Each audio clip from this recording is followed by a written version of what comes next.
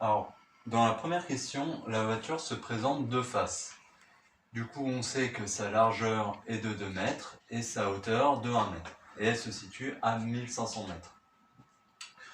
Donc la toute première question, c'est simplement lire la fiche technique et voir que la focale est de 1420 mm. Alors, la deuxième question, celle qui vient après dans la question 1, c'est tout simplement déterminer l'angle de champ horizontal. Alors que ce soit pour l'angle de champ horizontal ou vertical, c'est la même formule.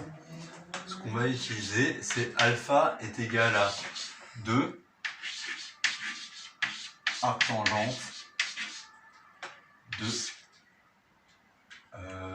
on va mettre B sur 2F.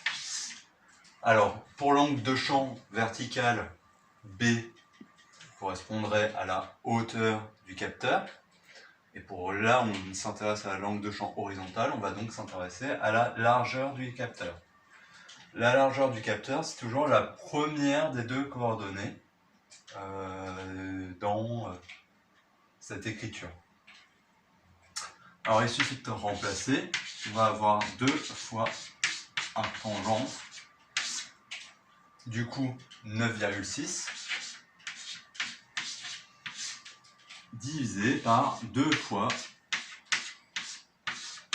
1420, et ça on va trouver, comme donnait la fiche technique, 0,39 degrés.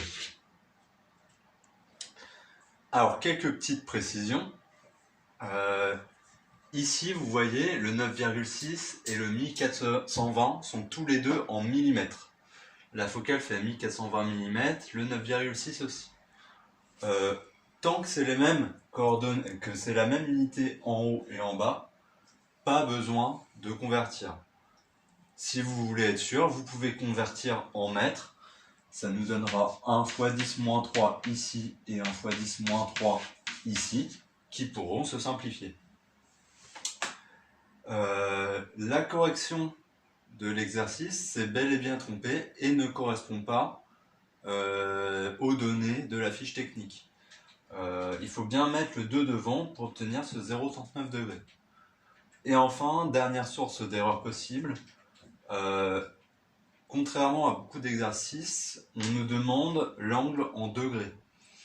Du coup, pour faire la fonction arc-tangente, il va bien falloir veiller à ce que notre calculatrice soit elle aussi en degrés. Si elle est en radians, on ne trouvera pas du tout la bonne valeur et il faudra reconvertir en degrés pour obtenir le 0,39.